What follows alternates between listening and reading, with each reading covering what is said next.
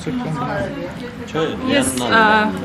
ըստ էության ամփոփելով իմ գործընկերների կողմից արդեն իսկ ներկայացված այդ իրավական գործընթացը,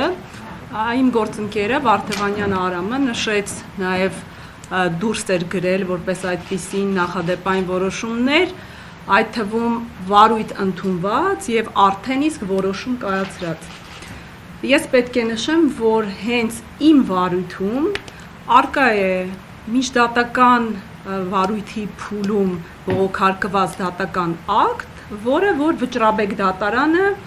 դեռևս 2023 թվականի հունիսի 23-ից վարույթ է ընդունել, դա իմ պրակտիկայից եմ ասում։ Ընդ որում այդ գործը վերաբերում է մի շարք անձանց, ում որպես այդպիսին պետք է նշեմ, որ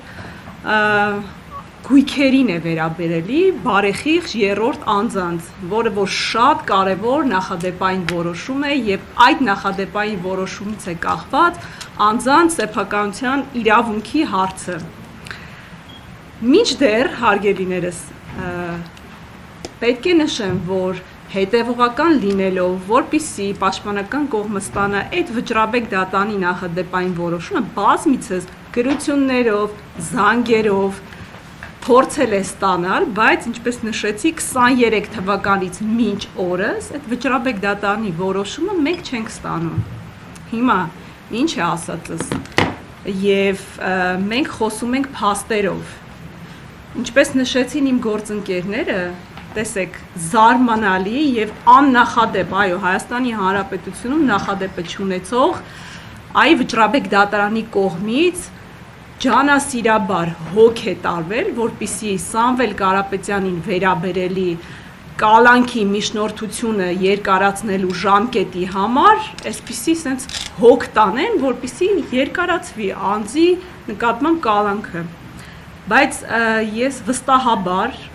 դեռևս 2025 թվականի հունիսի 17-ից այ Facebook-յան հարթակում արված համապատասխան անձի կողմից գրառումներից հետո չեմ դադարում պնդել եւ իմ կարծիքը հայտնել, որ սա, այ օրինակ մենք 2025 թվականի նոյեմբերի 17-ին մասնակցելու ենք ոչ թե իրավական գործընթացի, այլ մասնակցելու ենք քաղաքական վրեժխնդրության, քաղաքական հետապնդման, քաղաքական օրակարգի, ինչպես կուզեք, դա կոչեք, բայց դա քաղաքական վրեժխնդրություն է, ոչ թե իրավական գործընթաց, եւ ես կարող եմ նշել, այո, մեզ համար, ինձ համար, իմ գործընկերների համար դա շատ բարդ գործընթաց է, ինչի համար, որովհետեւ դուք գիտեք բոլորդ, որ բազմաթիվ քաղաքացիներ գալիս են, որպեսզի տեսնեն այ արդարադատություն, բայց ցավոք սրտի ես եւ իմ գործընկերները չենք կարողանում դա ապահովել, քանի որ մենք չենք մասնակցում իրավական process-ի։ Եվ պետք է նշեմ, դա է պատճառը, որ բոլոր դատական նիստերին, ինչը որ նաև օրենքը չի խոչընդոտում, չի արգելում, միջնորդություն է ներկայացնում ենք հաճախ, որպեսզի դրմբաց դատական նիստ լինի, որպեսզի մեր ասելիքը չթվա զուտ ասում ենք, որպեսզի հասարակությանը կամ այլ անձանց ինչ-որ բան համոզենք, որպեսզի դրմբաց դատական նիստում այդ ամեն ինչը տեսանելի լինի, որ չկա, գոյություն չունի իրավաբանություն էստեղ։ Եվ այո, ինչպես նշեց իմ գործընկերը, նախորդ մամուլի ասուլիսի ժամանակ մենք նաև հրապարակայնորեն խնդրել էինք, որ դուք եւս հարց տաք, ինչի համար այդ գործը կոչի դրվագով չի առանձնացվում եւ դատարան չի ուղարկվում։ Պարզ է ինչի համար չի ուղարկվում, որովհետև չունենք այդտեղ ոչ մի հանցակազմ եւ այստեղ ցավալիորեն կատարվել է ապօրինություն եւ ի սկզբանե կատարվում է ցավոք սրտի նաեւ այդ ապօրինությունները կատարողներին սատարողներն են լինում, քանի որ ապօրինությունները մեկ անձով չի լինում, դա շղթայական օղակ է։ Եվ ինչ եմ ես խնդրում, կոչ անում, որպեսզի ի վերջո հասկանալով մեր հարգելի արդարադատություն իրականացնող անձանց խնդրում եմ, կոչ եմ անում, որպեսզի դադարեցնեն այդ ապօրինությունները, որովհետև մենք արդեն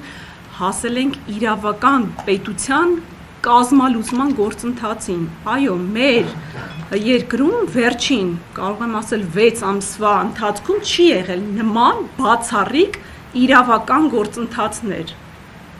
Եվ խոսել այն մասին, որ այո, Սամվել Կարապետյանը հայտնի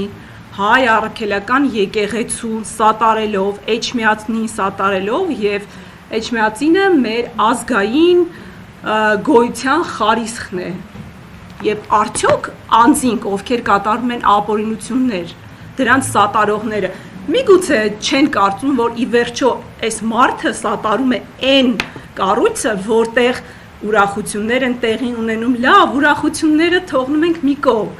Յուրաքանչյուրս կարծում եմ, երբ որ ունենում ենք հոգևոր ընկճվածություն, գոնե օգտվում ենք այդ կառույցներից։ Իսկ այդ անձը Սամվել Կարապետյանը սատարել է ընդամենը եկեղեցուն։ Այսքանը պատվարժան հարգելի ներկաներ։